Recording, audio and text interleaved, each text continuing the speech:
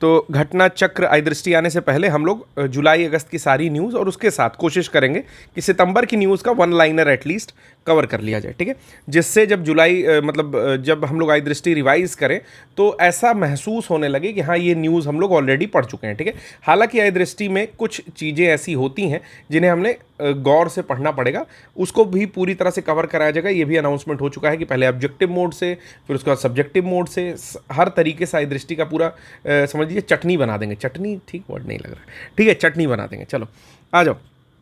पहली न्यूज़ जो है दूसरे खंड की, उसमें है कि भारी बारिश के कारण तुंगभद्रा बांध का क्रेस्ट गेट ढह गया है। तो तुंगभद्रा बांध का जो है गेट ढह जाने से क्या हुआ कि कर्नाटक में बाढ़ के साथ साथ बांध की सुरक्षा पर भी चिंता बढ़ गई है। और क्रेस्ट गेट जो है जलाशय के अति प्रवाह को नियंत्रित करता है, लेकिन फिलहाल जो है तुंगभद्रा नदी पर बह गया है। तो प्रश्न कैसे बनेगा, पूछेगा कि हाल ही में किस नदी का क्रेस्ट गेट, ठीक है, अति प्रवाह के कारण बह गया है। तो 4 नदी का ऑप्शन दे देगा। याद रखना है कि नदी जो है हम लोग की वो कौन सी है, तुंगभद्रा, ठीक है, तुंगभद्रा नदी है, ठीक है। कब बना था ये, एक बहुउद्देशीय परियोजना है जो कि 1958 में बनी थी। आपका क्या काम क्या है कि तुंगभद्रा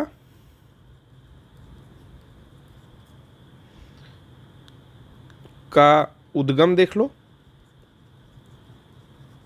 और सहायक नदियां, ठीक है। अगला, नीति आयोग और केपीएमजी ने प्रधानमंत्री मुद्रा योजना के प्रभाव पर आकलन जारी किया है। तो किसने किसने जारी किया है, पहला तो नीति आयोग है और उसके साथ केपीएमजी मिल करके जो मुद्रा योजना चल रही है उस पर कुछ रिपोर्ट जो है या विश्लेषण जो है जारी किए हैं। कह रहा है कि ये केंद्रीय वित्त मंत्रालय की योजना थी जिसका नाम था मुद्रा योजना, ठीक है ना, मुद्रा योजना वित्त मंत्रालय की योजना थी। रिपोर्ट के कुछ मुख्य बिंदु इस प्रकार हैं कि 35 करोड़ सूक्ष्म और लघु उद्यमी खातों को ऋण सहायता प्रदान की गई है। तो पहला डेटा ये हो गया। अगर इस पर प्रश्न पूछा जाएगा तो कुछ इस तरह से पूछा जाएगा कि ए बी सी डी कितने सही हैं, ए बी सी सही है, बी सी डी सही है, ठीक है। तो मान लो कि पहला ऑप्शन यही हो गया कि 35 करोड़ सूक्ष्म और लघु उद्यमी खातों को ऋण सहायता प्रदान की गई है, तो बिल्कुल करेक्ट हो जाएगा।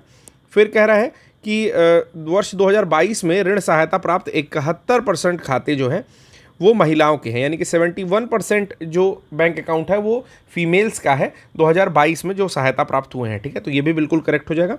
और तीसरी चीज़ कि 2021 में लगभग 80% मुद्रा ऋण खाते शिशु श्रेणी के हैं, ठीक है। तो ये चीज़ें भी ध्यान रखनी है। 3 इंपॉर्टेंट पॉइंट यहाँ पर बताया गया है। तो बेसिकली जो विश्लेषण या आकलन आया है वो इन्हीं तीनों को लेकर के आया है। तो फोकस करेंगे, केवल 3 ही पॉइंट इसमें दिए हुए हैं। पहला है कि 35 करोड़ एमएसएमई यानी कि सूक्ष्म और लघु उद्यमी खातों को ऋण दिया जा रहा है। दूसरा, 2023-22 में जितनी ऋण सहायता दी गई है उसमें से 71% बैंक अकाउंट महिलाओं के हैं और वर्ष 2021 में लगभग 80% मुद्रा ऋण जो है शिशु श्रेणी के थे, ठीक है। चलिए, फिर अगला आता है गुड़मार। गुड़मार क्या है कि बिहार में ब्रह्मयोनी पहाड़ी पर मधुमेह रोगी औषधीय जड़ी बूटी गुड़मार की खोज की गई है। तो गुड़मार का जो बायोलॉजिकल नेम है वो क्या है, जिम्नेमा सिल्वेस्ट्रे, ठीक है ना, जिम्नेमा सिल्वेस्ट्रे, ठीक है, याद रखेंगे। तो मधुमेह रोगी यानी कि जो डायबिटिक लोग होते हैं उनके लिए एक औषधीय जड़ी बूटी गुड़मार है, यानी कि इससे वो ठीक हो जाएंगे, ठीक है। यह धीमी गति से बढ़ने वाला था 12 मासी वुडी पादप है, अन्य पेड़ों के सहारे ऊपर की ओर बढ़ता है, ठीक है। इतनी चीज़ें नहीं जाननी थी। अगला है नेशनल इंस्टीट्यूशनल रैंकिंग फ्रेमवर्क, जिसको NIRF कहते हैं। काफ़ी इंपॉर्टेंट है, इस पर इंपॉर्टेंट का सिंबल भी लगा हुआ है दोस्तों। केंद्रीय शिक्षा मंत्रालय ने NIRF 2024 जारी किया है। NIRF का 9वां संस्करण था ये NIRF का, यानी कि नेशनल इंस्टीट्यूशनल रैंकिंग फ्रेमवर्क का। IIT मद्रास 6वीं बार 2019 से लगातार देश का सर्वश्रेष्ठ शिक्षा संस्थान घोषित किया गया। तो ये पॉइंट याद रखना है कि ये शिक्षा संस्थान है, ठीक है। कब से लगातार पहले नंबर पर आ रहा है, तो 2019 से ही फर्स्ट नंबर पर आ रहा है, यानी कि टॉप कर रहा है IIT मद्रास। दूसरा है, सेकेंड स्थान पर कौन है, तो IISc बंगलौर है, ठीक है। भारतीय विज्ञान संस्थान बंगलौर का स्थान दूसरे नंबर पर है। तो पहला है IIT मद्रास, दूसरा है IISc बेंगलोर, ठीक है ना। तो ये 2 पॉइंट याद रखेंगे। किस रैंकिंग में, NIRF। तो अलग अलग रैंकिंग होती है, लेकिन ये नेशनल इंस्टीट्यूशनल रैंकिंग फ्रेमवर्क में लगातार जो है 6वें बार जो है IIT मद्रास पहले नंबर पर आया है इंस्टीट्यूशनल श्रेणी में।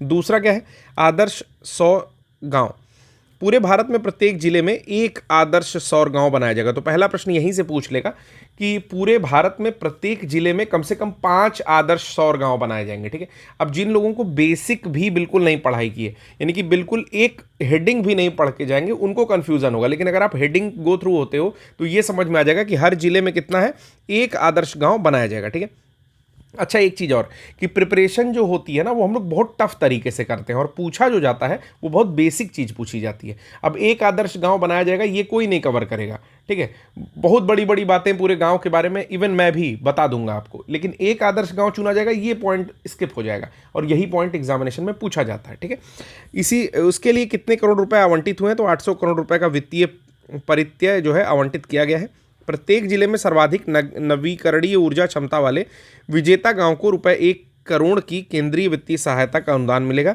यानी कि ये भी देखा जाएगा कि भाई किस गांव में सबसे ज़्यादा रीन्यूएबल एनर्जी यूज़ हो रही है। ठीक है, और उस हिसाब से विजेता गांव को 1 करोड़ रुपए की केंद्रीय वित्तीय सहायता का अनुदान भी मिलेगा। ठीक है, अगली न्यूज़ है डायमंड इम्पोर्ट लाइसेंस। ठीक है, बेसिकली ये इम्पोर्ट होगा। ठीक है, तो डायमंड इम्पोर्ट लाइसेंस होगा, नहीं शायद ये इम्प्रेस्ड है। ठीक है, तो डायमंड इम्प्रेस्ड लाइसेंस क्या होता है?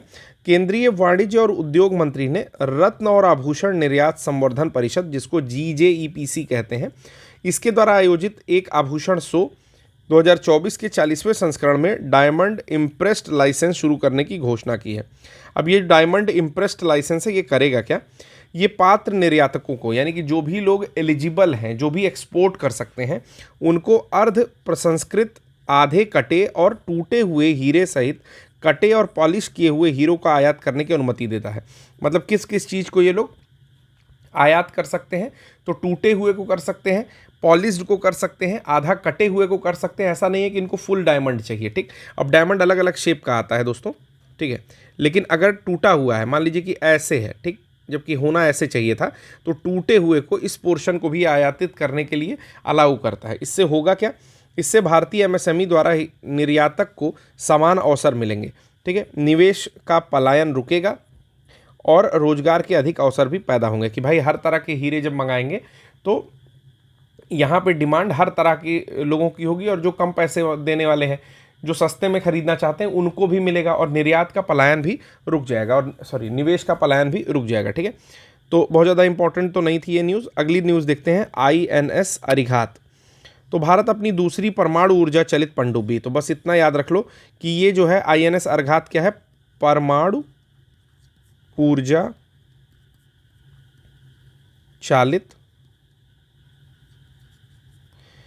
पनडुब्बी बेसिकली। ठीक है ना, जिसका नाम है INS अरिघात। इसको नौसेना में शामिल करने के लिए पूरी तरह तैयार है। तो बस इतनी ही चीज़ें याद रखनी है, बाकी कुछ नहीं याद रखना है। कहाँ बना है? तो विशाखापत्तनम स्थित भारतीय नौसेना के जहाज निर्माण केंद्र में बनाया गया है। INS अरिघात के बारे में अगर पूछा जाए तो ये न्यूक्लियर सबमरीन है। ठीक है, यानी कि परमाणु ऊर्जा चालित पनडुब्बी। अगला न्यूज़ है ज़ेरो जेल। ज़ेरो जेल क्या होता है? शोधकर्ताओं ने क्या किया कि सिलिका नैनोकण और कैल्शियम को मिलाकर के एक छिद्रयुक्त मिश्रित जेरो जेल ड्रेसिंग विकसित की है। छिद्रयुक्त है और मिश्रित जेरो जेल ड्रेसिंग है। किसको किसको मिलाए थे? तो सिलिका नैनोकण और कैल्शियम को मिलाए थे, जो रक्त को तेजी से जमने में मदद करता है। ठीक है, देखिए जेरो जेल के बगल में ये ड्रेसिंग भी लिख रहा है। ड्रेसिंग मतलब होता है पट्टी। ठीक है, तो जेरो जेल जो है वो एक तरह से समझ लीजिए कि जाली नुमा कुछ बना लेगा, जो कि इरिथ्रोसाइट्स को बाहर नहीं आने देगा, यानी कि लाल रक्त कणिकाओं को, जो डिस्क के शेप की होती हैं। ठीक है, तो ये अनियंत्रित रक्तस्राव को राहत प्रदान करेगा। तो नाम याद रख लीजिए, ज़ेरो जेल क्या है? तो ऐसा पूछ सकता है कि हाल ही में चर्चा में रहने वाला ज़ेरो जेल क्या है? ठीक, तो XERO जेल। अब इसमें 4 ऑप्शन दूंगा कि रेगिस्तान में पाया जाने वाला विशेष टाइप का द्रव, दूसरा कैक्टस के जड़ से संश्लेषित रेशा। ठीक है, तीसरा ऊंट के कुबड़ की कोशिकाएं। ठीक है, और चौथा जूतों में प्रयुक्त धावकों के लिए विशेष जेल। और यहाँ पर पाँचवां, मतलब अगर पाँचवां ऑप्शन बनता, ठीक है, तो पाँचवें ऑप्शन में दे देगा कि रक्त का थक्का तेजी से बनाने वाला सिलिका नैनोकण और कैल्शियम को मिला करके बना हुआ जेल, ठीक है, तो रक्त को जमने से मदद करेगा और रक्तस्राव को भी रोकेगा। तो ये चीज़ याद रखिएगा कि अगर इसके ऊपर प्रश्न आएगा तो जिन लोगों ने नाम नहीं सुना है वो लोग गलत कर देंगे, सीधे बता रहा हूँ, जिन लोगों ने नाम नहीं सुना है वो गलत कर देंगे, ठीक। तो ज़ेरो जेल काफ़ी इंपॉर्टेंट है। यह जेल एक ठोस रूप है जो बिना किसी बाधा के सूखने पर प्राप्त होता है, ठीक है, और मेसोपोरस पदार्थ है, उच्च तापीय स्थिरता होती है, इससे कोई मतलब नहीं है हम लोग को, ठीक है, बस हम लोग को यहाँ तक जो है, यहाँ तक मतलब था, इसी से प्रश्न आ जाएगा।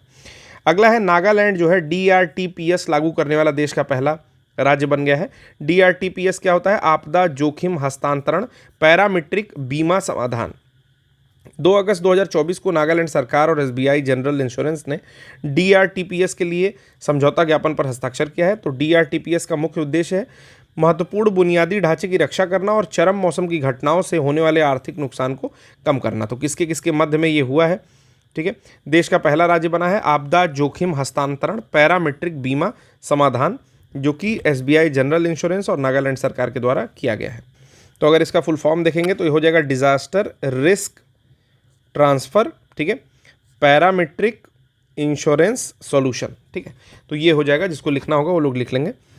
अब चलते हैं अगली न्यूज़ की तरफ कि राष्ट्रपति द्रौपदी मुर्मू को फिजी का सर्वोच्च प्राइज़ मिला है। देखिए यहाँ पर कन्फ्यूज़न इसलिए होगा क्योंकि मैक्सिमम जो सर्वोच्च प्राइज़ किसी देश का मिल रहा है वो हमारे नरेंद्र मोदी प्रधानमंत्री जी को मिलता है, ठीक है, लेकिन चूंकि फिजी का सर्वोच्च प्राइज़ किसको मिल गया है, तो द्रौपदी मुर्मू जी को मिल गया है, इसलिए नाम भी याद रखेंगे कौन सा मिला है और किसे मिला है, दोनों चीज़ें याद रखेंगे, ठीक है। तो कौन सा मिला है, तो ये मिला है companion of the order of Fiji, किसको मिला है, द्रौपदी मुर्मू,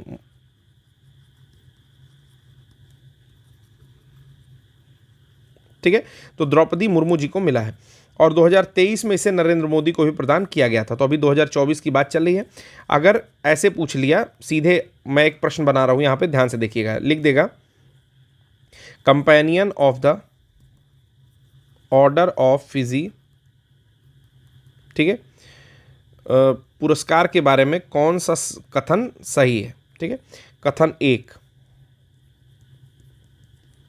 क्या है, 2024 में यह पुरस्कार द्रौपदी मुर्मू को दिया गया। दूसरा, 2023 में यह पुरस्कार नरेंद्र मोदी को दिया गया था, ठीक है। तीसरा, यह पुरस्कार फिजी का सर्वोच्च पुरस्कार है, ठीक है।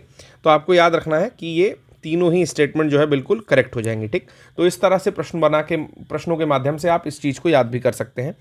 अगला जो न्यूज़ है वो अगले पेज पर मिलेगा, तो चलिए चलते हैं अगले पेज पर, चलिए देखते हैं इसमें क्या क्या न्यूज़ है। तो पहली न्यूज़ है कि एंजल टैक्स समाप्त करने की घोषणा हुई है। कब से समाप्त होगा ये पॉइंट याद रखिए कि 1 अप्रैल 2025 से ये समाप्त हो जाएगा और प्रारंभ हुआ था 2016 से, ठीक है। तो मोदी जी के कार्यकाल में ही शुरू हुआ था और मोदी जी के कार्यकाल में ही खत्म हो जाएगा। दूसरा है कि इसके अंतर्गत जो है आयकर अधिनियम 1961 की धारा 56(2)(7)(b) के अंतर्गत जो है गैर सूचीबद्ध कंपनियां या स्टार्टअप्स द्वारा जुटाई गई पूंजी पर यह लगाया जाता है। तो किसके अंतर्गत और कब लगाया जाता है, ये चीज़ें फिर से एक बार क्लियर कर रहा हूँ कि इनकम टैक्स की जो 1961 की धारा है 56(2)(7)(b), उसके अंतर्गत जितनी भी नॉन लिस्टेड कंपनियां हैं या फिर स्टार्टअप्स हैं, अगर उनके द्वारा पूंजी जुटाई जाती है तो उन पर लगता है एंजल टैक्स, ठीक है। उद्देश्य क्या है कि मनी लॉन्ड्रिंग पर अंकुश लगाना। ऐसी बहुत सारी कंपनियां हैं जो नॉन लिस्टेड है और अनलिस्टेड कंपनियां शेयर मार्केट में, उनकी निगरानी नहीं हो पाती थी। तो देखिए, जब भी कोई टैक्स लिया जाता है ना, तो उसका रिकॉर्ड मेंटेन हो जाता है। जैसे सपोज करो किसी ने इनकम टैक्स दिया, तो आपका एक फुल रिकॉर्ड जो है सरकार के पास मेंटेन हो जाएगा। तो जब एंजल टैक्स लगता था, ठीक है, तो अपने पैसों को लोग छुपाते थे, ठीक है। तो मनी लॉन्ड्रिंग पर अंकुश लगाना इसका उद्देश्य है। ये पॉइंट आप लोगों को याद रखना है, ठीक है। थोड़ा बड़ा कर दे रहा हूं मैं। कारण क्या है कि यह भारत में FDI को कम करता है, यानी कि फॉरेन डायरेक्ट इन्वेस्टमेंट को, और इसे खत्म करना सरकार की स्टार्टअप इंडिया के अनुरूप है। ठीक, तो ये पॉइंट भी आपको क्लियर हो गया होगा। तो अगली न्यूज़ देखते हैं क्या है कि बजट 2024-25 में 2 जगह जो है कॉरिडोर बनेगा। जैसे आप लोग देख रहे होंगे कि एक महाकाल में कॉरिडोर बना हुआ है, विश्वनाथ मंदिर का कॉरिडोर बना हुआ है, उसी तरह विष्णुपद और महाबोधि मंदिरों के लिए भी कॉरिडोर जो है बनेगा। देख लेते हैं न्यूज़ क्या है। न्यूज़ ये है कि काशी विश्वनाथ मंदिर की तर्ज पर जो है कॉरिडोर बनाया जाएगा। उद्देश्य है कि वैश्विक स्तरीय तीर्थ स्थलों में इसको बदल देंगे, कि विष्णुपद मंदिर और महाबोधि मंदिर जो है इसको वर्ल्ड क्लास एक पिलग्रिमेज साइट बना देंगे, यानी कि तीर्थ स्थल बना देंगे। अब कहाँ पर स्थित है, तो विष्णुपद मंदिर जो है बिहार के गया में फल्गु नदी के तट पर स्थित है। तो ये पॉइंट याद रखेंगे कि फल्गु नदी के तट पर विष्णुपद मंदिर स्थित है। 18वीं शताब्दी में इंदौर की महारानी अहिल्याबाई द्वारा इसका जीर्णोद्धार किया गया, यानी कि इसका रिजुविनेट कराया गया था। इसमें 40 सेंटीमीटर लंबे पदचिन्ह के लिए ये प्रसिद्ध है, और कहा जाता है कि विष्णु पद यानी कि विष्णु भगवान के पद के छाप हैं। और पितृपक्ष में जो है फल्गु नदी के पास बहुत भीड़ होती है, तो विष्णुपद मंदिर के पास भी बहुत ज़्यादा भीड़ होती है। दूसरा है महाबोधि मंदिर, जो कि गया में ही यानी कि बिहार में ही अवस्थित है। विश्व धरोहर सूची यानी कि वर्ल्ड हेरिटेज साइट में शामिल है। ईंटों से निर्मित यह मंदिर है। ये पॉइंट आप याद रखेंगे कि महाबोधि मंदिर जो है ईंटों से निर्मित मंदिर है। अशोक ने निर्माण करवाया था, और बोधि यानी कि पीपल वृक्ष के नीचे गौतम बुद्ध को ज्ञान प्राप्त हुआ था। आपको एक प्रश्न का उत्तर देना है कि किस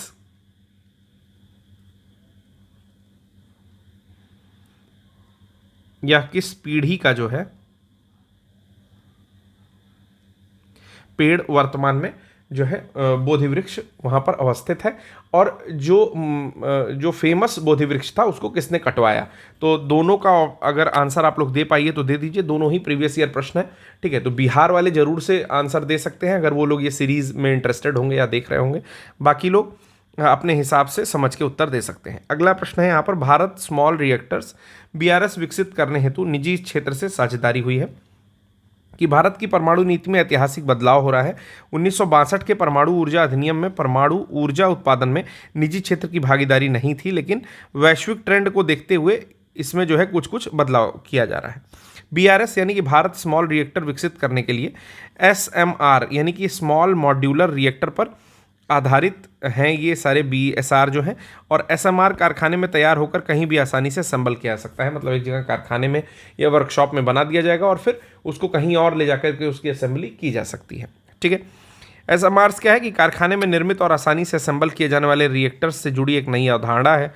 उन्नत परमाणु रिएक्टर प्रति यूनिट 300 मेगावाट विद्युत उत्पादन क्षमता रखते हैं।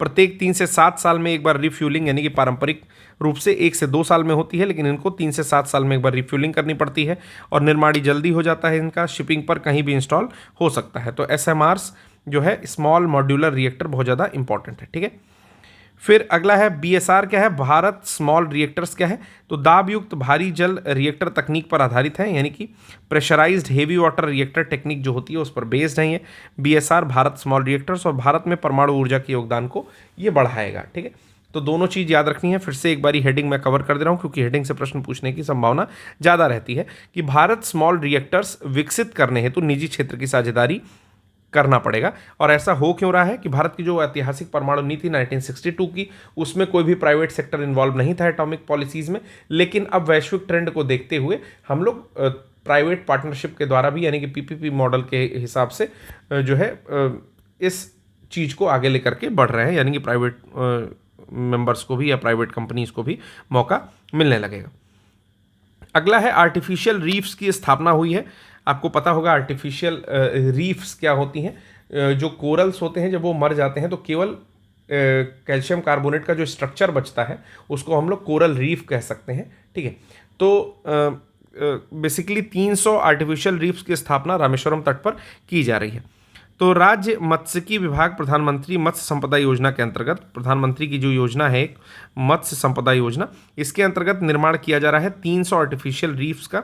उद्देश्य ये है कि तटीय मत्स्यिकी गतिविधि को पुनर्जीवित करना, कि आर्टिफिशियल रीफ्स बनाएंगे और मछलियाँ जो है रीफ्स में छुप के रहती हैं, तो उसी तरह से आर्टिफिशियल रीफ्स में छुप के रहेंगी, और फिर मत्स्यिकी यानी कि मत्स्य पालन हो रहा है एक तरीके से, मछली उत्पादन भी होगा उसी तरीके से। ठीक है, तो लाभ क्या है कि समुद्री लहरों से तटों से होने वाले नुकसान को पहले तो बचा देंगी ये रीफ्स जो आर्टिफिशियली बनाई जाएंगी, और समुद्री पारिस्थितिकी तंत्र को पुनः जीवित कर देंगी और कार्बन सिंक के रूप में भी कार्य करती हैं। तो तीन इंपॉर्टेंट चीज़ है, पहले तो कार्बन सिंक के रूप में कार्य करेंगी यानी कि कार्बन को सोखेंगी।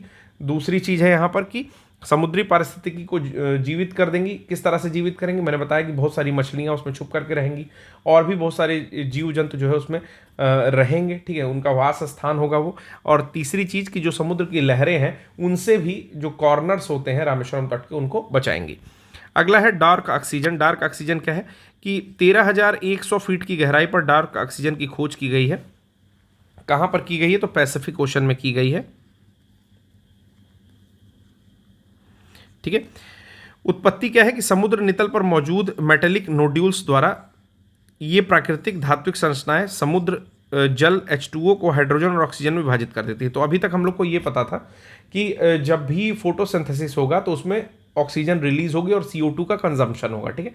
प्रकाश संश्लेषण में पौधे क्या करते हैं, ऑक्सीजन कार्बन डाइऑक्साइड को खाते हैं और ऑक्सीजन को उत्पादित करते हैं। लेकिन इस मिथ को गलत साबित कर दिया है। 13,100 फीट की गहराई पर प्रशांत महासागर में जो अन्वेषण हुआ वहाँ पर पता चला कि कुछ मेटेलिक नोड्यूल्स हैं जो कि आपके समुद्र नितल यानी कि सबसे नीचे जो है उपस्थित हैं, ठीक है। वो क्या कर रहे हैं, वो जो समुद्री जल है H2O उसको हाइड्रोजन और ऑक्सीजन में क्या कर रहे हैं, विभाजित कर दे रहे हैं और यहाँ से ऑक्सीजन बन रही है और उसका उपयोग नीचे रहने वाले जीवधारी कर रहे हैं। यह खोज सिद्ध करती है कि पृथ्वी पर प्रकाश संश्लेषण के अलावा ऑक्सीजन की उत्पत्ति का एक और स्रोत है। अभी बस एक और स्रोत पता चला है, हो सकता है कि आने वाले समय में एक आधा और स्रोत का पता चले। तो इस तरह की ऑक्सीजन को क्या कहते हैं, डार्क ऑक्सीजन कहते हैं, क्योंकि वहाँ पर सनलाइट नहीं पहुँचती है। तो याद रखिएगा कि अगर इस पर प्रश्न पूछेगा तो भी बहुत ट्रिकी होगा थोड़ा, ठीक है, और अलग अलग तरह के ऑप्शंस बना करके पूछे जाएंगे। आश्रय का अधिकार, सुप्रीम कोर्ट ने रेलवे और संरचना विकास और रेलवे की जमीन पर अवैध रूप से रहने वाले आरोपी लोगों के आश्रय के अधिकार के बीच संतुलन बनाने पर बल दिया है, ठीक है। तो बहुत सारे ऐसे क्षेत्र हैं रेलवे के जो कि जब तक रेलवे का कोई काम नहीं होता है कुछ ना कुछ लोग वहाँ पर झुग्गी के रूप में या अन्य रूप में रहते हैं। तो बहुत सारे ऐसे आपराधिक लोग भी हैं जो कि रेलवे की ज़मीनों पर रह रहे हैं। तो सुप्रीम कोर्ट ये कहता है कि एक संतुलन बना के चलिए, ऐसा नहीं कि उन लोग को वहाँ से उजाड़ दीजिए, ठीक है, क्योंकि वो पहले से अपराधी हैं और उनको अपराध करने का और कारण मत दीजिए। तो ये मूल अधिकार अनुच्छेद 19(1)(e) व अनुच्छेद 21 के तहत प्राण और दैहिक स्वतंत्रता वाला जो अधिकार है उसमें निहित है कि उन लोग को थोड़ा सा और मौका देना चाहिए, उनके साथ एक साम्य व्यवहार करना चाहिए। सुप्रीम कोर्ट ने उत्तर प्रदेश आवास एवं विकास परिषद बनाम फ्रेंड्स को-ऑप सोसाइटी लिमिटेड 1996 में आश्रय के अधिकार की पुष्टि की थी। तो आश्रय के अधिकार पर हो सकता है कि प्री में तो नहीं लेकिन मेंस में जो है प्रश्न देखने को मिल जाए। तो आश्रय का अधिकार एक बारी डिटेल्ड वे में हम लोग देख लेंगे मेंस के एग्जामिनेशन से पहले, जैसी चीज़ें होती हैं उस हिसाब से। फिर आता है बायोप्लास्टिक। तो नागालैंड में लघु किसान द्वारा बायोप्लास्टिक की जगह कसावा स्टार्च से बायोप्लास्टिक बैग इस्तेमाल किया गया है, ठीक है। तो कसावा स्टार्च से एक बैग ये लोग बना रहे हैं जो कि प्लास्टिक बैग्स को क्या कर रहा है, रिप्लेस कर दे रहा है, ठीक है। ये चीज़ याद रखना है कि ये जैव आधारित पॉलीमर है एक तरह का जो कसावा स्टार्च है। इससे कृत्रिम प्लास्टिक जैसे भौतिक गुण भी होते हैं, कार्बन फुटप्रिंट इसमें काफ़ी कम होता है, यानी कि हम लोग कार्बन छाप नहीं छोड़ेंगे प्रकृति पर और प्लास्टिक का बेहतर विकल्प जो है बन करके आया है। तो ये चीज़ याद रखनी है कि बायोप्लास्टिक कहाँ बना है, तो नागालैंड में बना है। और किससे बना है, तो कसावा, ठीक है। दोनों चीज़ आप लोग याद रखेंगे। अगला आता है घरेलू धन अंतरण, डोमेस्टिक मनी ट्रांसफर। तो आरबीआई ने डोमेस्टिक मनी ट्रांसफर के लिए संशोधित फ्रेमवर्क की समीक्षा की है। डोमेस्टिक फ्रेमवर्क 2011 में पेश किया गया था। संशोधित फ्रेमवर्क 1 नवंबर 2024 से लागू होगा। यह संशोधित इसलिए की गई है क्योंकि बैंकिंग आउटलेट्स की उपलब्धता में उल्लेखनीय वृद्धि हुई है, धन अंतरण के लिए भुगतान प्रणालियों का विकास हो गया है, ठीक है।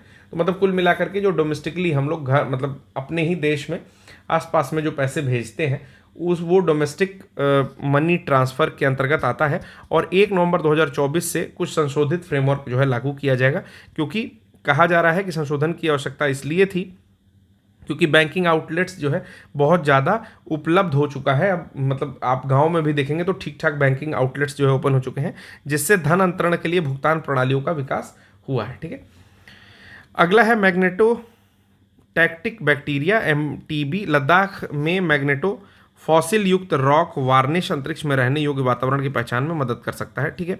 मतलब कुल मिलाकर के ये देखा जा रहा है कि जो MTB हैं यानी कि मैग्नेटोफॉसिल बैक्टीरिया हैं, ये गतिशील एवं विविध प्रोकैरियोट हैं। चुंबकीय कणों के जीवाश्म अवशेष हैं। ये जीवाणु स्वयं को पृथ्वी के भूचुंबकीय क्षेत्र के भीतर उन्मुख कर सकते हैं। मतलब एक तरह की मैग्नेटिक प्रॉपर्टी लिया हुआ बैक्टीरिया खोजा गया है। कहाँ खोजा गया है? तो लद्दाख में खोजा गया है। और ये कहा जा रहा है कि भविष्य में हम लोग इसकी सहायता से अंतरिक्ष में कहाँ रहना है इसकी पहचान कर सकते हैं, ठीक है, किसी और ग्रह पर ले जा करके इसको। क्यों? क्योंकि ये जीवाणु स्वयं को पृथ्वी के भूचुंबकीय क्षेत्र के भीतर उन्मुख कर सकता है, यानी कि जो पृथ्वी का जियो मैग्नेटिक फील्ड है उसके दिशा में अलाइंड कर लेता है खुद को, ठीक है। क्या नाम है ये याद रखिएगा, मैग्नेटोटैक्टिक बैक्टीरिया।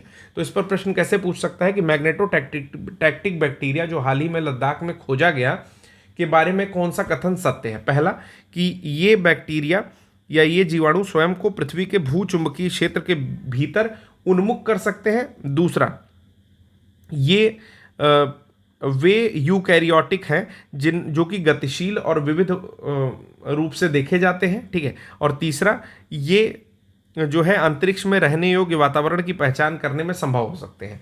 तो इन तीनों ऑप्शन में जो मैंने बी वाला ऑप्शन दिया उसमें मैंने यूकैरियोट बोल दिया था, जबकि ये प्रोकैरियोट बैक्टीरिया है, ठीक है। प्रोकैरियोट का मतलब होता है कि बिल्कुल ही ऐसे कह सकते हो कि स्टार्टिंग के जो जीव होते हैं ना वो प्रोकैरियोट में आते हैं, जैसे उसमें साइनोबैक्टीरियाज आते हैं, बैक्टीरियाज आते हैं, ठीक, ये सब आते हैं। चलिए अगली न्यूज़ जो है वो हम लोग नेक्स्ट पेज पर देखेंगे। अगली खबर जो है यहाँ पर कि भारत के आयुष मंत्रालय और WHO ने डोनर एग्रीमेंट पर हस्ताक्षर किए हैं। तो किसने किसने किए हैं? पहला पॉइंट तो ये हो गया दोस्तों। तो क्या है ये डोनर एग्रीमेंट? ध्यान से समझेंगे, ठीक है, क्योंकि जो किताबी भाषा या न्यूज़ की लैंग्वेज होती है वो थोड़ी टफ है। इसमें करेंगे कुछ नहीं। देखिए, उद्देश्य जो है लोगों और पृथ्वी के स्वास्थ्य एवं कल्याण को बेहतर बनाने के लिए कुल मिलाकर के व्यवस्था बनाई गई है, ठीक है। किया क्या जा रहा है इस एग्रीमेंट में? साक्ष्य आधारित पारंपरिक पूरक एवं एकीकृत चिकित्सा, यानी कि ट्रेडिशनल कॉम्प्लीमेंट्री, यानी कि ट्रेडिशनल चिकित्सा जो होती है उसके साथ कॉम्प्लीमेंट्री और इंटीग्रेटेड या इंटीग्रेटिव मेडिसिन के लिए एक प्रमुख केंद्र के रूप में WHO वैश्विक पारंपरिक चिकित्सा केंद्र की स्थापना को मान्यता दी गई है। यानी कि WHO वैश्विक पारंपरिक चिकित्सा केंद्र दैट इज GTMC को मान्यता दी गई है, यानी कि उसकी स्थापना की जाएगी। कहाँ स्थापना की जा रही है पहली बार? तो किस स्थान पर? तो गुजरात में की जा रही है।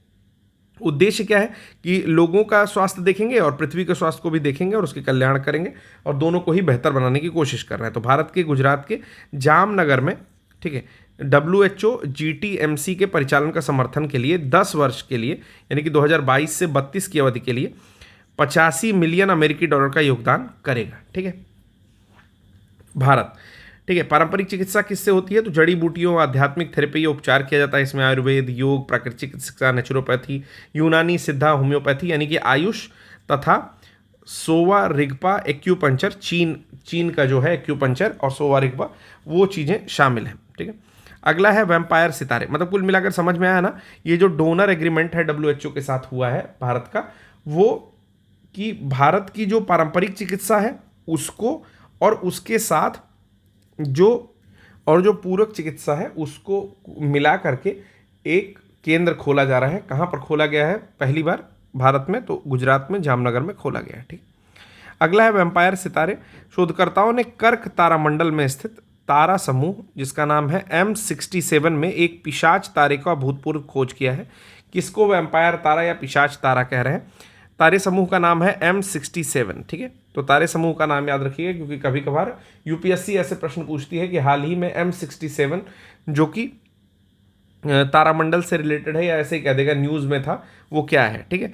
जो अपने साथी तारे के पदार्थ चूस कर अपनी युवावस्था को पुनर्जीवित कर रहा है। मतलब कुछ ऐसा है ये जो अपने साथी तारे के पदार्थों को चूसेगा, जैसे कि वैम्पायर करते हैं, खून पी लेते हैं, ठीक है, और खुद को क्या कर रहा है? फिर से पुनर्जीवित कर रहा है। कहने का मतलब मान लीजिए कि वो हीलियम और हाइड्रोजन से जल रहा है, ठीक है।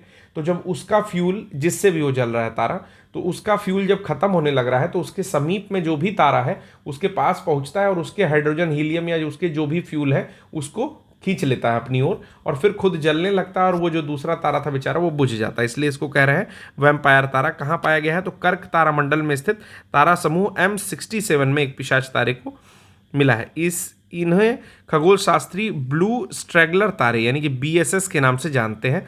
तारा समूह में इन्हें आसानी से पहचाना जा सकता है। ठीक है, तो इनको क्या कहा जाता है? ब्लू स्ट्रैगलर तारे।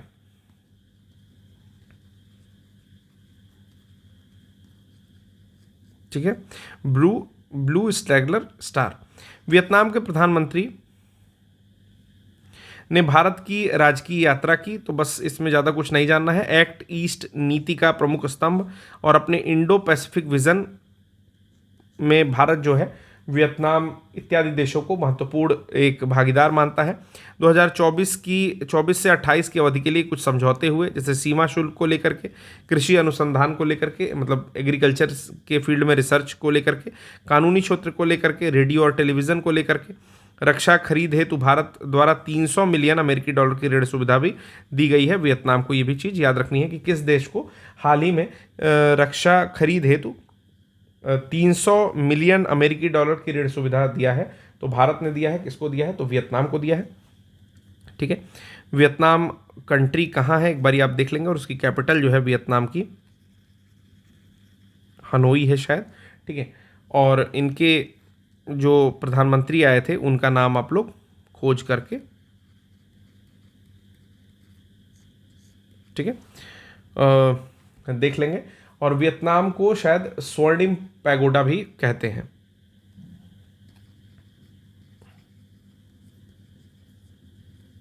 ठीक, अगला देख लेते हैं न्यूज़ क्या है। राष्ट्रीय हरित अधिकरण यानी कि NGT जो कि 2010 में आया, ने केंद्रीय पर्यावरण मंत्रालय से पश्चिमी घाट को इको सेंसिटिव जोन घोषित करने की समय सीमा तय करने को कहा है। कि NGT पूछा है या कहा है कि केंद्रीय पर्यावरण मंत्रालय से कि भाई एक समय बता दो जब आप लोग वेस्टर्न घाट को इको सेंसिटिव जोन घोषित कर दोगे। ठीक है, जुलाई 2022 में ही एक मसौदा जो है NGT ने दिया था कि आप लोग इसको घोषित कर दो, और इसका उद्देश्य ये है कि जो भी वहाँ की जैव विविधता है उस या समृद्ध जैव विविधता है उसको कंजर्व करना या उसकी रक्षा करने के लिए उसको इको सेंसिटिव जोन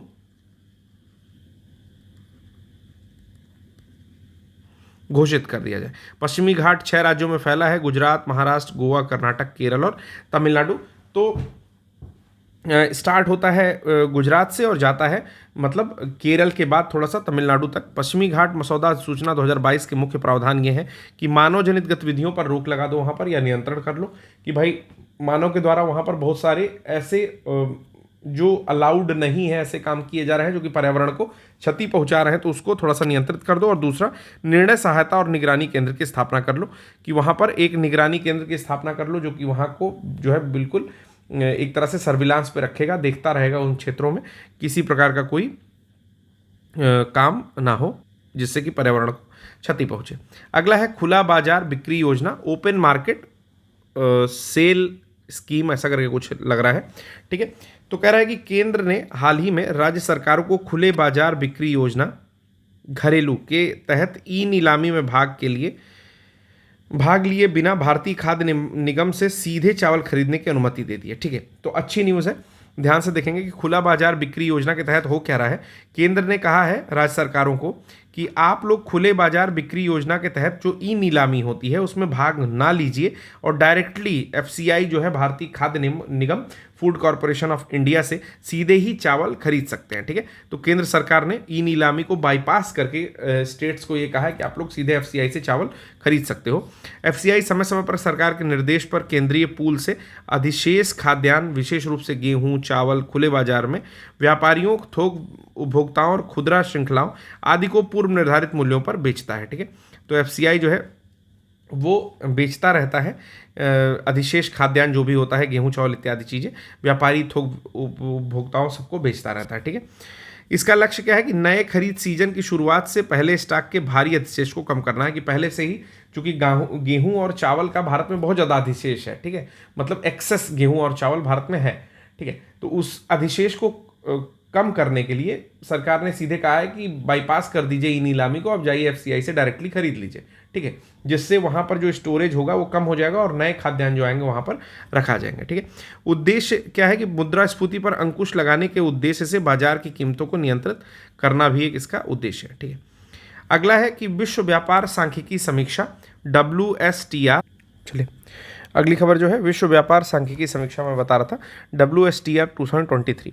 तो WTO का प्रमुख सांख्यिकी प्रकाशन जो है वो विश्व व्यापार सांख्यिकी समीक्षा है, जो कि 2023 में वैश्विक कृषि निर्यात में 8वें स्थान पर भारत था, ये बात बताता है।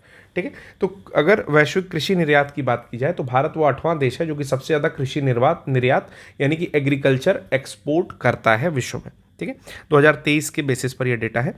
फिर है पण्य यानी कि मर्चेंडाइज निर्यात में 18वें और सेवा निर्यात में 7वें स्थान पर था, यानी कि अगर सर्विस एक्सपोर्ट की बात की जाए तो 7th है और मर्चेंडाइज एक्सपोर्ट की बात की जाए तो 18th है। तो तीनों चीज़ लिख लेंगे, यानी कि एग्रीकल्चर एक्सपोर्ट में भारत 8th है। ठीक है, सर्विस एक्सपोर्ट में 7th है और आपका मर्चेंडाइज में 18th। ठीक है, अगला है नीति आयोग ने समुद्री सीवार मूल्य श्रृंखला के विकास के लिए रणनीति शीर्षक से एक रिपोर्ट प्रकाशित की है। समुद्री सीवार मूल्य श्रृंखला के विकास के लिए रणनीति। ठीक है, नीति आयोग ने ऐसा किया है। समुद्री सीवार मतलब होता है सी वीड्स, यानी कि जो खरपतवार आपके समुद्र में पाए जाते हैं उनको सी वीड्स कहते हैं। कई प्रकार के समुद्री पादप और बड़े शैवाल होते हैं। ये समुद्रों, नदियों, झीलों और अन्य जल निकायों में पनपते हैं और कभी कभार पहले जो प्रोपेलर्स होते थे शिप के, जो पंखियां होती हैं, जैसे मान लीजिए कि ये शिप है, ठीक है, तो पंखी चलती रहती है ऐसी ऐसी, ठीक, तो इसी में फंस जाते थे जिससे शिप जो है चोक हो जाती थी उस स्थान पर। ठीक है, तो समुद्री सीवार की खेती जलीय कृषि का हिस्सा है, इसकी खेती भी की जाती है। आपको एक ऐसे ही समुद्री सीवार या सी वीड्स का नाम बता रहा हूँ जिसका नाम है ट्राइकोडेस्मियम इरिथ्रियम। ठीक है, ट्राइकोडेस्मियम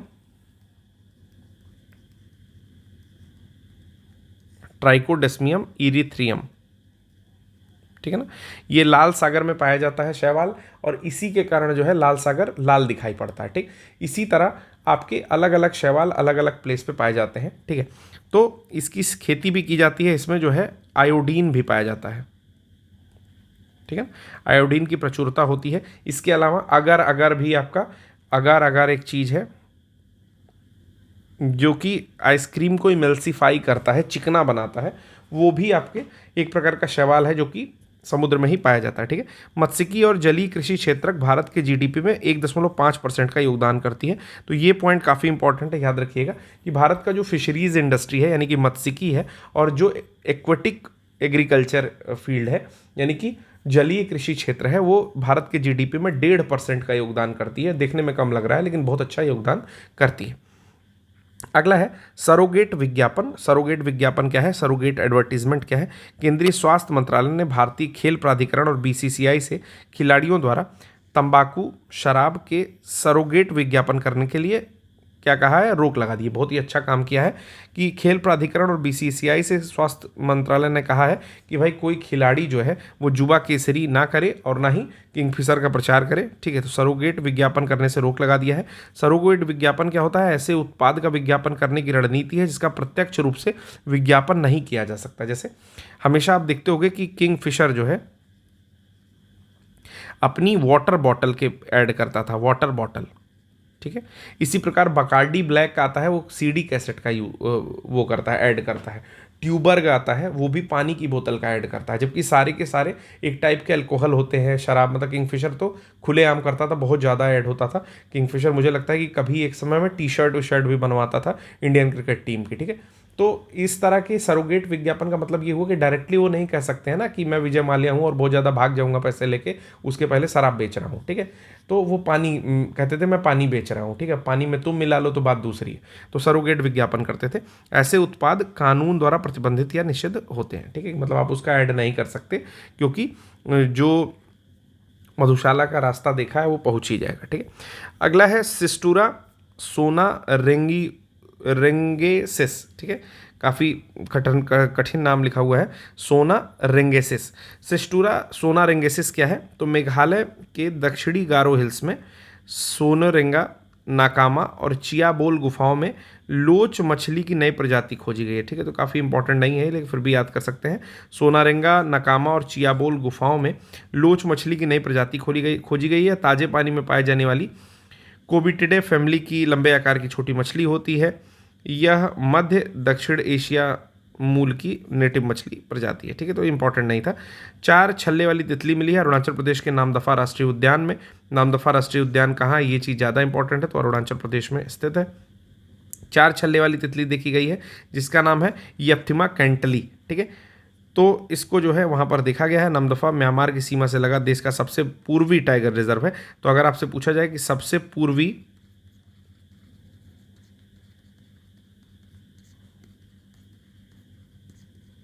तो आप क्या नाम बताएंगे, तो आप बताओगे नामदफा।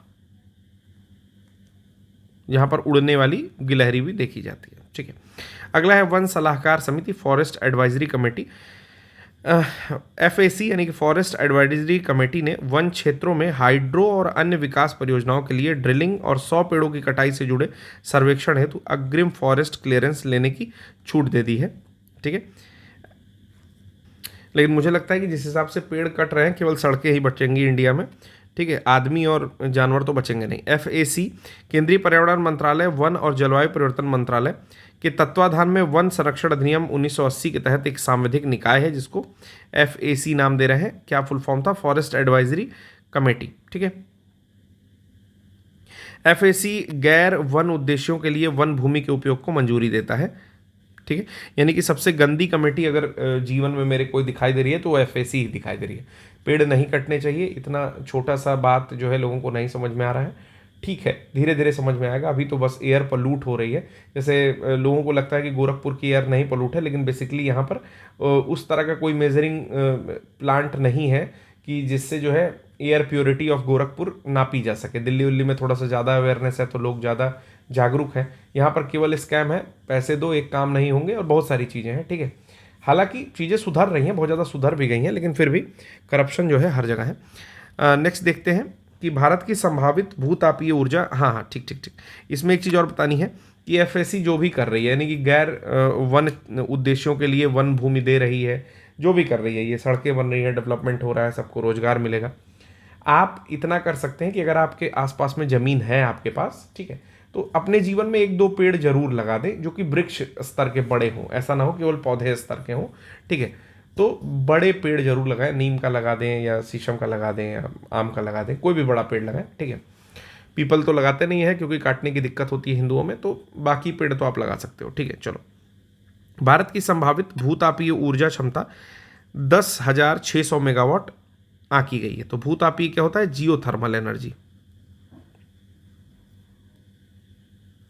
ठीक है, जियोथर्मल एनर्जी क्या कि जमीन के अंदर से जो है पानी आता है जो कि गर्म होता है। पहला केस ये हुआ, या कहीं कहीं पर पानी की जगह फिशरीज आती हैं, केवल गर्म स्टीम्स निकलती हैं, तो डायरेक्टली उसको टरबाइन में भेजते हैं। टरबाइन जो है एक्सपेंशन करती है ब्लेड से। ठीक है, और फिर जो है डायरेक्टली आपका इलेक्ट्रिसिटी प्रोड्यूस होती है और फिर घरों में पहुंचाई जाती है। तो कितने मेगावाट जो है क्षमता है, 10,600 मेगावाट की क्षमता जो भूतापीय ऊर्जा की है, यानी कि जियोथर्मल एनर्जी है, उसकी आंकी गई है। लोकसभा में नवीन एवं नवीकरणीय ऊर्जा मंत्री द्वारा ये जो जानकारी है वो दी गई कि पृथ्वी में उत्पन्न और संग्रहित नवीकरणीय ऊष्मा ऊर्जा जो है, जैसा मैंने बताया कि है, यह आंतरिक ऊष्मा थर्मल ऊर्जा वस्तुतः रेडियोधर्मी क्षय और पृथ्वी के निर्माण में होने वाले निरंतर ऊष्मा हानि से उत्पन्न होती है। यानी कि मान लो कि अर्थ है, तो ये कह रहे हैं कि रेडियो एक्टिविटी के जरिए। ठीक है, और दूसरी चीज कि जो भी हीट लॉस हो रहा है अंदर अर्थ का, ठीक है, इसके कारण से कुछ एनर्जी जो है बाहर निकलती है। तो या तो यहाँ से स्टीम निकलती है डायरेक्टली, ठीक है, या तो यहाँ से गर्म पानी निकलता है। ठीक है, तो गर्म पानी को गीज़र बोलते हैं और स्टीम्स जो निकलेंगे उसको फिशरीज भी बोलते हैं। ठीक है, तो जो ये गर्म पानी निकल रहा है उसका भी यूज़ कर लेते हैं टरबाइन में, और जो अगर स्टीम निकल रही है तो डायरेक्टली यूज़ कर लेते हैं, और उससे क्या होता है, उससे हमारी बनती है इलेक्ट्रिसिटी। ठीक है, कैसे बनती है उसके लिए आपको पावर प्लांट नामक सब्जेक्ट पढ़ना पड़ेगा। ठीक है, बाकी चीज़ें ठीक ठाक है। तो बस बन जाती है, एक सिस्टम लगा होता है जिसको बोलते हैं टरबाइन। टरबाइन जो है एक्सपेंड करती है। अगर पानी गर्म निकलता है तो बॉयलर में डालते हैं, थोड़ा ही गर्म करते हैं, स्टीम बन जाती है, भेजते हैं टरबाइन में, टरबाइन एक्सपेंड कर देती है, पंखियाँ होती हैं, एक्सपेंड कर देती है, तो वहाँ से जनरेटर चलने लगता है। ठीक है, अलग अलग तरीके का उसमें विधि है। चलिए, केंद्रीय कृषि मंत्री ने निर्यात पर केंद्रित 100 बागवानी क्लस्टर्स के लिए 18,000 करोड़ रुपए की घोषणा की। तो कितने क्लस्टर्स लग रहे हैं बागवानी के, तो 100 बागवानी क्लस्टर्स लगेंगे, और कितना रुपया आवंटित हो रहा है, तो सबके लिए जो है 180 रुपया सॉरी 180 करोड़ रुपया आवंटित हो रहा है, यानी कि 180 multiplied by 100 is equals to 118,000। ठीक है, तो केंद्रीय कृषि मंत्री ने ये चीज़ बताई है। क्लस्टर्स को अगले 5 साल में कृषि आय बढ़ाने के लिए स्थापित किया जाएगा। बागवानी क्लस्टर्स कुछ विशेष बागवानी फसलों हेतु एक क्षेत्रीय और भौगोलिक केंद्र होते हैं। लाभ क्या है इसका कि यह फसल और कटाई के बाद नुकसान को कम करता है। ठीक है, फसल हुआ, कटाई हुआ तो नुकसान को कम कर देगा और नवीन प्रौद्योगिकियों की सुविधा प्रदान करेगा, यानी कि जो भी न्यू टेक्नोलॉजीज़ हैं उनको फैसिलिटी देगा। इसका कृषि जीवीए यानी कि ग्रॉस वैल्यू एडिशन जो है में लगभग 33% योगदान है। ठीक, तो याद रखना है कि केंद्रीय कृषि मंत्री ने निर्यात पर केंद्रित 100 बागवानी क्लस्टर्स के लिए 18,000 करोड़ रुपए की जो है घोषणा की है, और ये फसल और कटाई के बाद नुकसान को कम करता है जो क्लस्टर्स हैं, और नवीन प्रौद्योगिकियों की सुविधा प्रदान करता है। और कृषि जीवीए में यानी कि सकल मूल्य वर्धित में इसका योगदान जो है 33% है। अगली न्यूज़ क्या है, जिंक एयर बैटरी। तो CSIR जो है council of scientific and industrial research ने ऐसी टिकाऊ बैटरी विकसित की है जो कि रिमोट स्थानों में 0 से कम तापमान वाली दिशाओं में भी काम करेगी। ठीक है, तो उसका नाम है जिंक एयर बैटरी। पहली प्रॉपर्टी समझ में आ गई कि 0 डिग्री से अगर कम तापमान की दशाएं हैं वहाँ पर तो भी ये वर्क करेगी। ठीक है, वर्क करेगी।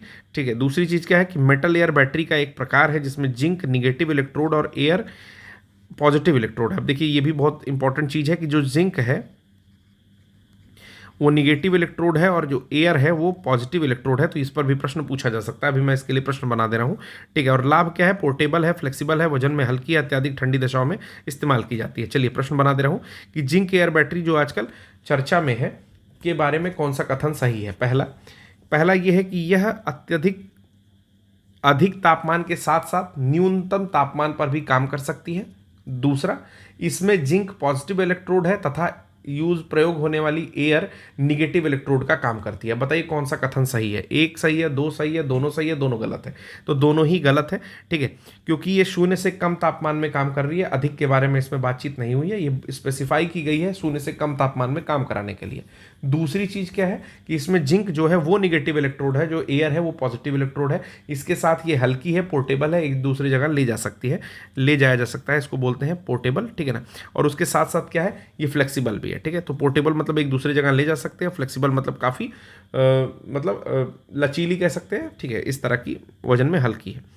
अगला है फ्रंट रनिंग। सेबी ने धोखाधड़ी वाले लेन देन और फ्रंट रनिंग को रोकने के लिए म्यूचुअल फंड से तो मानदंड अधिसूचित किए हैं। देखिए बहुत अच्छा काम हुआ है कि लोग, क्योंकि बहुत सारे ऐड भी आते रहते थे कि म्यूचुअल फंड सही है, लेकिन कौन सा सही है। ठीक है, म्यूचुअल फंड। अब म्यूचुअल फंड होता क्या है पहले थोड़ा सा समझा दूं मैं ऐसे लोगों को जिनको नहीं मालूम होगा। एक सेकंड, अरे यार, म्यूचुअल फंड। ठीक है, देखिए म्यूचुअल फंड मतलब क्या होता है कि आपका पैसा है, ठीक है, आप डायरेक्टली टाटा में लगा सकते हो, टाटा की किसी में भी लगा सकते हो, टाटा पावर में लगा सकते हो, टाटा मोटर में, अलग अलग कंपनीज है, मतलब डिसाइडेड है। ठीक है, आप क्या कर रहे हो कि आपने टाटा में लगाया, लेकिन टाटा का शेयर जो है 50 रुपये से घट गया, सपोज करो। ठीक, टाटा मोटर जो है नीचे आ गई, आपके पैसे नीचे आ गए, आपने फिर लगाया, फिर ये 25 रुपये से गिर गई। आपको टेंशन हो गई कि भाई मेरे पास इतना समय नहीं है ना, मुझे इतनी नॉलेज है कि मैं देखूंगा। तो आपने क्या किया कि इसको अडानी में लगा दिया। लोगों ने कहा अडानी में लगाओ, अडानी बहुत सही जा रहा है। पता चला कि अडानी 1200 रुपये गिर गई। आपका पैसा आपको इतना नेगेटिव दिखने लगा कि आप डिप्रेशन में जाने लगे। ठीक, तो आविष्कार हो रहा है म्यूचुअल फंड का। म्यूचुअल फंड क्या है, म्यूचुअल फंड क्या करेगा, म्यूचुअल फंड के पास सबसे पहली चीज़ एक्सपर्ट बैठे हुए हैं। ठीक है, जो कि होगा म्यूचुअल फंड एक्सपर्ट। ठीक, तो यहाँ पर बहुत सारी कंपनी है, जैसे टाटा है, टाटा में 5-6 कंपनी है, जैसे मान लो TCS हो गई, कंसल्टेंसी सर्विस हो गई, मोटर्स हो गया, LXC हो गया, बहुत सारी कंपनी हो गई। ठीक है, पावर हो गया, इसी तरह अडानी की कंपनीज हो गई, विप्रो हो गई, बहुत सारी इधर उधर की बहुत सारी कंपनी हो गई। आपने इसको दिया 2000 रुपये, इसने क्या किया कि सारी कंपनी में अपने हिसाब से 1-1%, 2-2% लगा दिया। ठीक, अब चूंकि ये एक्सपर्ट है तो जब भी मार्केट डाउन या अप होने वाला रहता है ये अपने आप जो है पैसे को मूव करा के किसी और कंपनी में, किसी और कंपनी में कर देता है। ठीक, लेकिन अगर ये डायरेक्ट शेयर में लगाने से कंपनी 50% ऊपर जाती थी और आपके 1000 रुपये 1500 रुपये होते थे, तो जो आपके म्यूचुअल फंड में लगेगा वो आपको लॉस तो नहीं दिखाएगा, लेकिन आपके 1000 रुपये कहीं आपके 1250 रुपये ही पहुँचेंगे। ठीक है, मतलब कुल मिला के आपको बहुत ज़्यादा लॉस नहीं दिखाई देगा और हमेशा पॉजिटिव में चलेगा मामला। ठीक, तो आपको लगा कि दिमाग पर मेरे लोड कम है। ठीक, चूंकि एक एक्सपर्ट आदमी बैठा है तो ऑब्वियस सी बात है वो थोड़ा सा पैसा खाएगा ही खाएगा, या कोई कंपनी बैठाई है उसको तो वो कंपनी खाएगी। तो यही होता है म्यूचुअल फंड। ठीक है, तो म्यूचुअल फंड में रिस्क कम होता है, लॉन्ग टर्म में प्रॉफिट अच्छा होता है। समझ में आ गया? ठीक है, चलो, आशा करता हूँ समझ में आ गया। नहीं समझ में आया तो कोई वीडियो देख लो यार, यूट्यूब पर बहुत सारा अवेलेबल है, 2-2 3-3 4-4 मिनट में आपको समझा देंगे। ठीक है, तो सेबी क्या किया कि धोखेधड़ी से बचने के लिए, यानी कि कोई लेन देन है उसमें आपको लग रहा है धोखा है या फ्रंट रनिंग को रोकने के लिए म्यूचुअल फंड्स के लिए कुछ मानदंड या कुछ पैरामीटर्स जो है निकाल दिए। सेबी के अनुसार इसका तात्पर्य होगा कि बड़े ऑर्डर से पहले प्रत्यक्ष या अप्रत्यक्ष रूप से प्रतिभूतियों, यानी कि जो भी सिक्योरिटीज खरीदी जा रही हैं, जो बॉन्ड खरीदा जा रहा है, उसको खरीदने या बेचने के लिए गैर सार्वजनिक सूचना का उपयोग किया जाए। ठीक, तो सार्वजनिक सूचना नहीं होगी, वो गैर सार्वजनिक सूचना होगी। इससे क्या होगा कि वित्तीय बाजारों में विश्वास कम होता है और अन्य निवेशकों को समान अवसर नहीं मिलता है। ठीक, यह भारत में अवैध है। तो यही फंडा है कुछ फ्रंट रनिंग का, बहुत ज़्यादा समझ में नहीं आया है।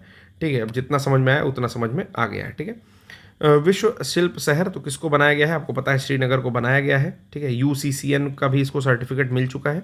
विश्व शिल्प शहर का जो है अभी WCC ने दिया है, वर्ल्ड क्राफ्ट सिटी ने दिया है, और इसके पहले यूनाइटेड नेशन की जो संस्था है आपका UCCN, उसने भी दे दिया है। इसने शिल्पकारों को अपने कौशल एवं विरासत को आगे बढ़ाने का अवसर मिलेगा। श्रीनगर भारत की 4 WCC में से एक है, यानी कि जयपुर, मामल्लपुरम और मैसूर के बाद है आपका श्रीनगर। ठीक, तो यहाँ से प्रश्न आने की संभावना है, इसको जरूर से याद रखेंगे कि भारत की टोटल 4 वर्ल्ड आपका क्राफ्ट सिटी है, जिसमें से जयपुर, मामल्लपुरम, मैसूर और चौथा क्या है? श्रीनगर। ठीक, हेडिंग जरूर पढ़ लिया करें एक बार, अगर इतना टाइम नहीं है कि पूरी चीज़ें रिवाइज कर पाओ।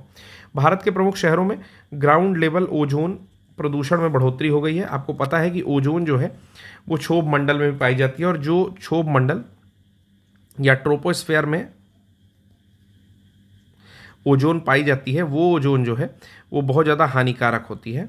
ठीक है, तो अभी पता चला है कि 10 महानगरों में जो ग्राउंड लेवल में ओजोन है वो राष्ट्रीय ओजोन मानकों से अधिक पाया गया है। इसमें सर्वाधिक ओजोन जो है दिल्ली में पाई जा रही है। ठीक है, तो जब ओजोन समताप मंडल में पाई जाती है, ठीक है, तो ओजोन अच्छी होती है क्योंकि अल्ट्रावायलेट B और C को रोक लेती है। लेकिन जब ओजोन आपका नीचे के स्तर पर पाई जाती है तो बहुत ज़्यादा हानिकारक होती है, जो कि दिल्ली में सबसे ज़्यादा पाई जा रही है, और बाकी 10 शहरों में जो है जो भी स्टैंडर्ड है उनसे ऊपर पाई गई। नेक्स्ट न्यूज़ है कि पिछले एक दशक में भारत की नवीकरणीय ऊर्जा में 165% की वृद्धि दर्ज की गई है। डायरेक्टली केवल हेडिंग ही याद कर लीजिए कि जो भी रिन्यूएबल एनर्जी है उसमें 165% की ग्रोथ देखी जा रही है पिछले 10 सालों में। ठीक है, तो इसको मेंस में यूज़ कर सकते हैं, कहीं और बहुत ज़्यादा नहीं देखा जाएगा। तो डेटा बस देख लीजिए कि 203.1 गीगावाट जो है टोटल हम लोग के पास नवीकरणीय या रिन्यूएबल एनर्जी ऊर्जा हो गई है।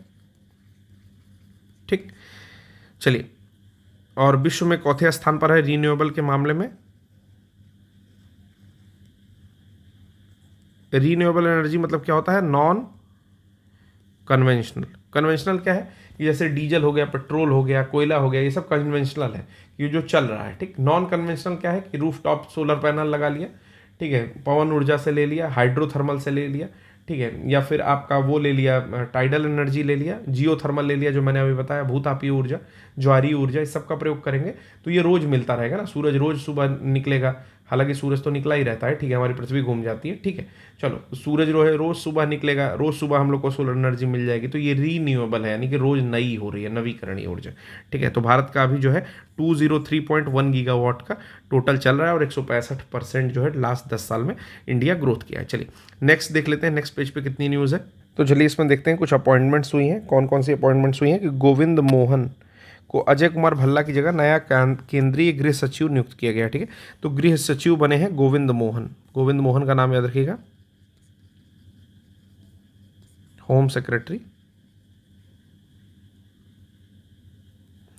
बनाए गए हैं गोविंद मोहन जी। ठीक है, किसकी जगह ले रहे हैं? तो अजय कुमार भल्ला की जगह ले रहे हैं, और ये सांस्कृतिक मंत्रालय के सचिव के रूप में पहले कार्यरत थे। इतनी चीज़ें नहीं जाननी है, बस ये जानना है कि गोविंद मोहन क्या बने हैं, तो गृह सचिव बन गए हैं। ठीक है, अगला जो न्यूज़ है वो क्या है? केंद्र सरकार ने 1993 के बैच के IRS अफसर हैं राहुल नवीन को ईडी का फुल टाइम डायरेक्टर नियुक्त कर दिया है। तो अभी ईडी का जो फुल टाइम डायरेक्टर है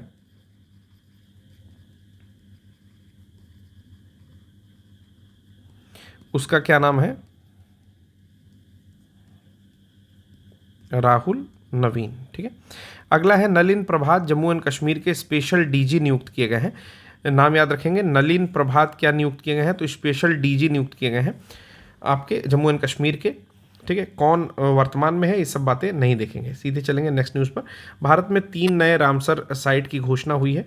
आपको पता है कि रामसर ईरान का शहर है। 1971 में जो है रामसर समझौता हुआ था। ठीक है। उसके तहत जो है 3 रामसर साइट अभी भारत में और ऐड की गई है, बढ़कर संख्या जो है 85 हो गई है। तमिलनाडु का नंजारायन पक्षी अभ्यारण्य है, काजूवेली पक्षी अभ्यारण्य है और मध्य प्रदेश का तवा जलाशय है। ठीक है। तो इन तीनों का नाम याद रखेंगे। नंजारायन कहाँ का है? तमिलनाडु का है। काजूवेली भी वहीं का है और मध्य प्रदेश का तवा जलाशय है। 3 नए रामसर साइट्स जो है अभी खोजे गए हैं। अगली न्यूज़ क्या है? राष्ट्रीय कीट निगरानी प्रणाली। ठीक है। National paste surveillance system. केंद्र सरकार ने हाल ही में AI based artificial intelligence based national paste surveillance system का शुभारंभ किया है। यह कृषि एवं किसान कल्याण मंत्रालय की एक डिजिटल पहल है। तो ये चीज़ याद रखना है, किस मंत्रालय की है? राष्ट्रीय कीट निगरानी प्रणाली, नेशनल पेस्ट सर्विलांस जो है सिस्टम, ये कृषि एवं किसान कल्याण मंत्रालय की एक डिजिटल पहल है। देश भर के किसानों को समय पर कीट प्रबंधन सलाह प्रदान करने के लिए एआई और मशीन लर्निंग का यूज़ करती है या लाभ उठाती है उसका।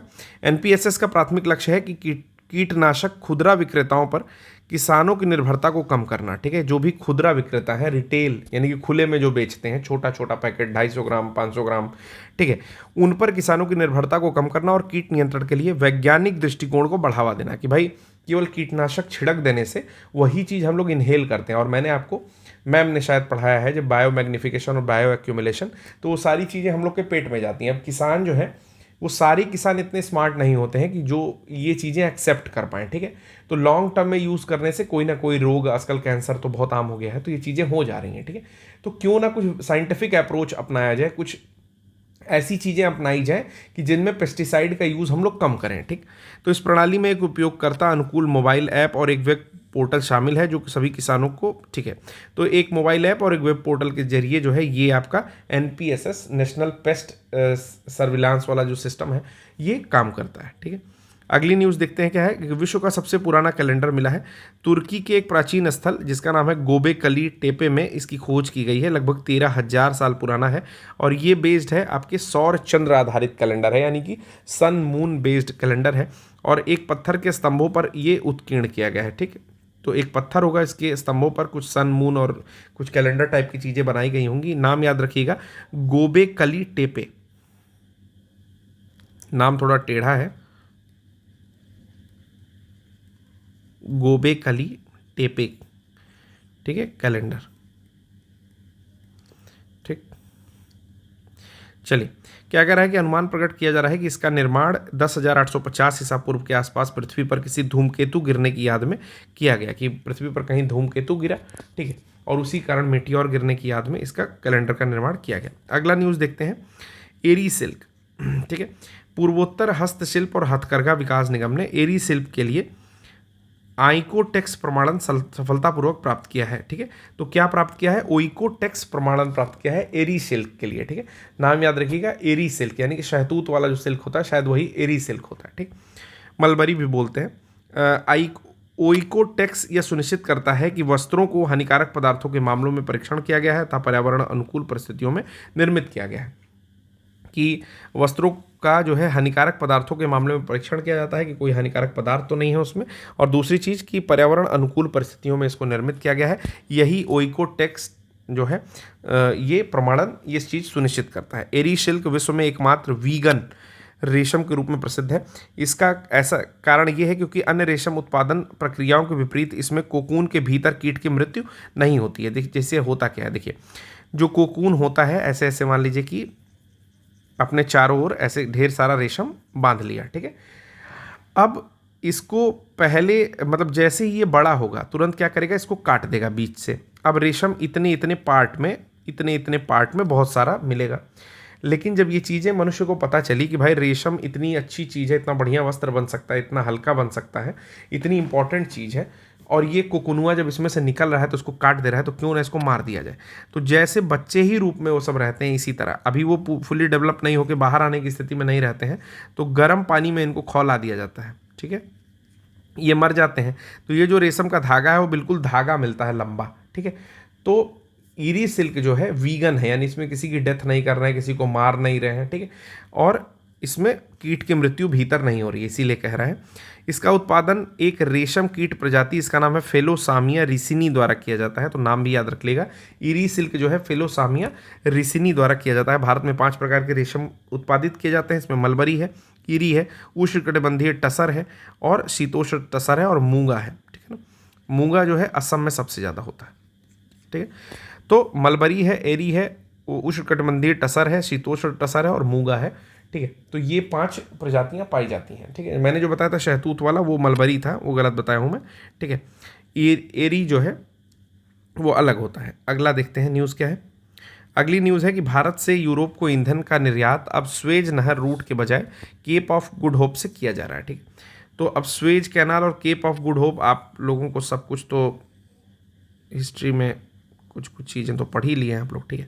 तो आपको पता है कि केप ऑफ गुड होप कहाँ पर है, तो यहाँ पर है केप ऑफ गुड होप, जिसको बोलते हैं उत्तमाशा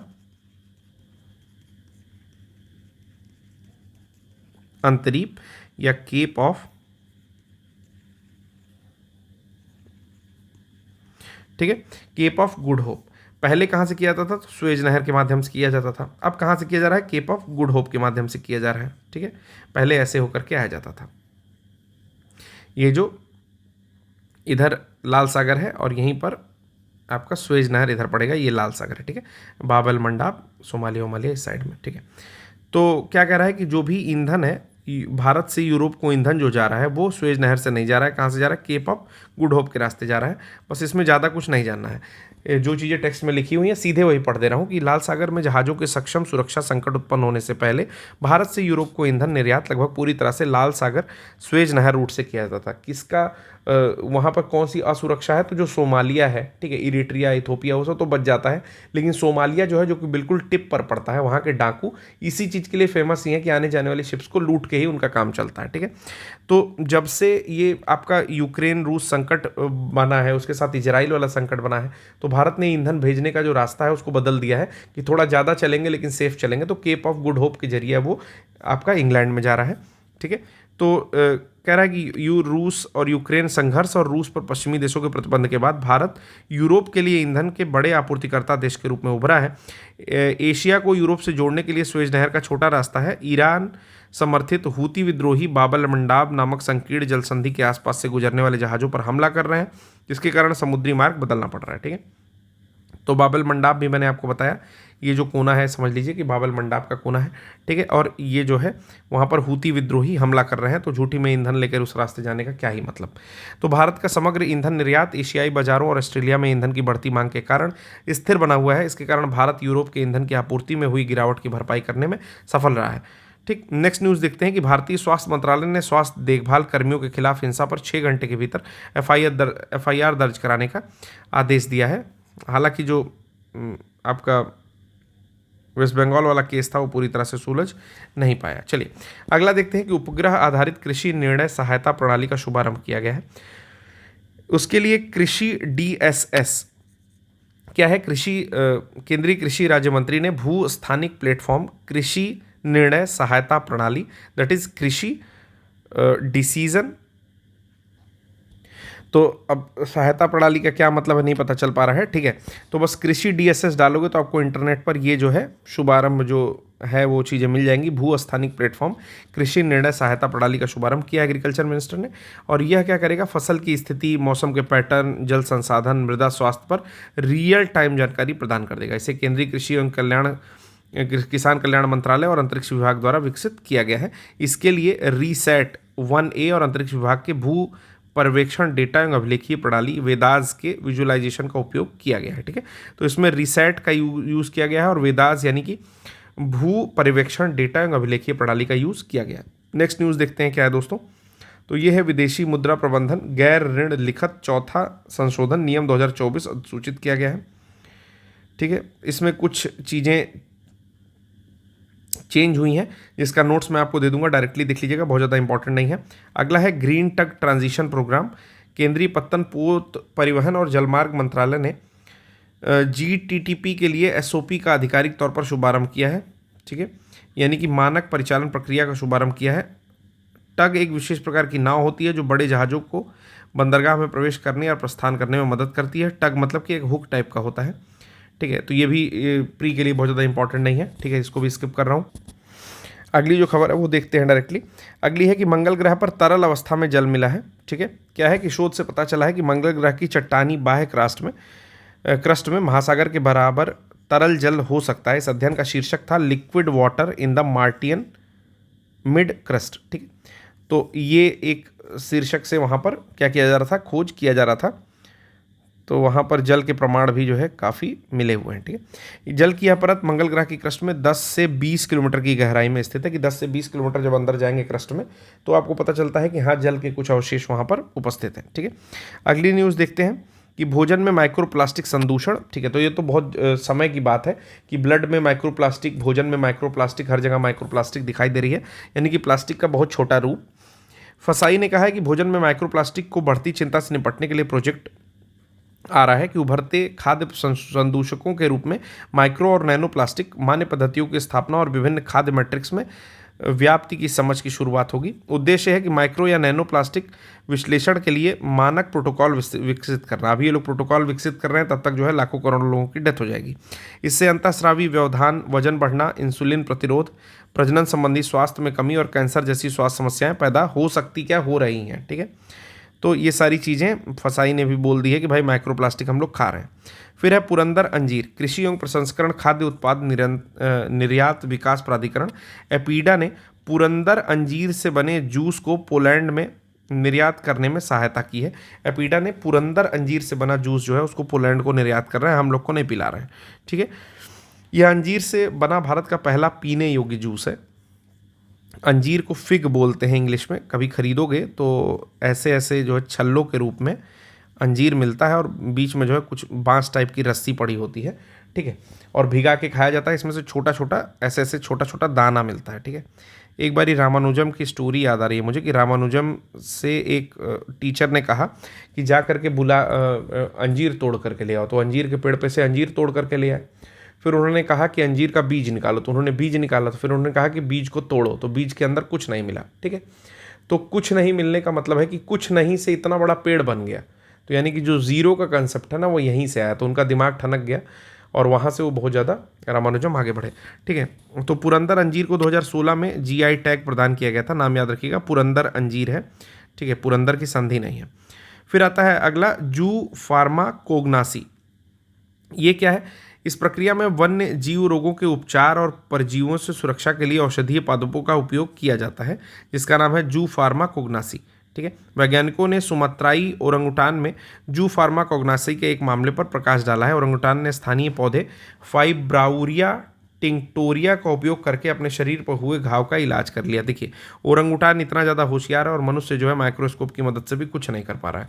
तो उसने क्या किया कि उसके शरीर पे कोई घाव हो गया था, उसको फाइब्राउरिया टिंक्टोरिया नामक पौधा उखाड़ा, उससे जो है अपने शरीर का इलाज कर लिया। इस प्रोसेस को बोलते हैं जू फार्माकोग्नासी। मतलब जू यानी कि जूलॉजिकल कोई आदमी है जो कि फार्मेसी जानता है, और कोग्नासी मतलब कॉग्नाइज करना, मतलब कि हिंदी में क्या हो सकता है कि संज्ञान होना, उसको मालूम है वो चीज़। ठीक है, अगला जो न्यूज़ है वो क्या है? RBI ने वित्तीय बाजारों में स्व-विनियामक संगठनों यानी कि SROs की मान्यता के लिए एक फ्रेमवर्क जारी कर दिया है। तो ये भी बहुत ज़्यादा इंपॉर्टेंट नहीं है, बस ये जान जाइए कि इससे RBI और सेबी जैसे विनियामकों पर अतिरिक्त बोझ नहीं बढ़ेगा। कि सबको जो है, सबका विनियमन कौन कर रहा है? RBI कर रहा है और सेबी कर रहा है, लेकिन उसके अलावा कुछ ऐसी चीज़ें लॉन्च हो जाने से अब सेबी और RBI पर उतना अतिरिक्त बोझ नहीं बढ़ेगा। ठीक है, अगला न्यूज़ क्या है? अगर इंपॉर्टेंट होगा तो देख लेते हैं। ठीक है, चलिए। कह रहा है कि परमाफ्रॉस्ट जो कि पिघलने से आर्कटिक में जहरीला पारा निकल रहा है। परमाफ्रॉस्ट क्या होता है? कि जो बड़ी बर्फ नीचे दबी हुई है उसको परमाफ्रॉस्ट बोलते हैं। ठीक है,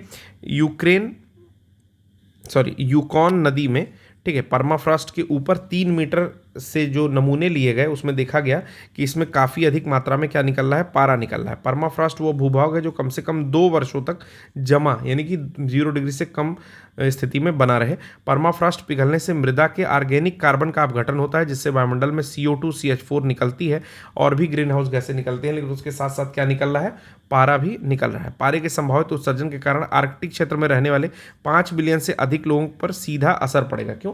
पारा से कौन सा रोग होता है, आप लोग कमेंट बॉक्स में बताओ कि पारा अगर कोई पानी के साथ ग्रहण करे तो उसको कौन सा रोग होता है, जो कि जापान में हुआ था बहुत ज़्यादा लोगों में। ठीक है, चलो, बन्नी घास भूमि की संधारणीय पुनर्बहाली होने वाली है।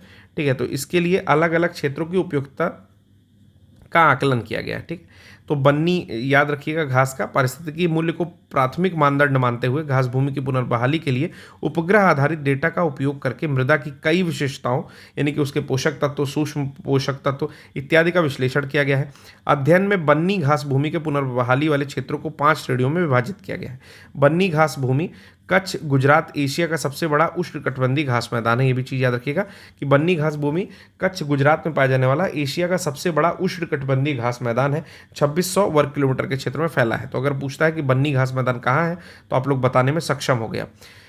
पहली न्यूज़ क्या थी इसमें कि भारत के तीसरे वॉइस ऑफ ग्लोबल साउथ शिखर सम्मेलन, जिसको VOGSS यानी कि voice of global south summit की मेजबानी भारत कर रहा है। ठीक है, तो VOGSS का लक्ष्य है वसुधैव कुटुंबकम के दर्शन से जुड़े विविध मुद्दों को अपने दृष्टिकोण साझा करने के लिए ग्लोबल साउथ देशों को एक साथ लाना है।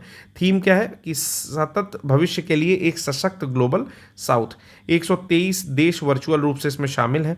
चीन और पाकिस्तान को निमंत्रण नहीं दिया गया है या आमंत्रण नहीं दिया गया है, ये काफ़ी इंपॉर्टेंट है।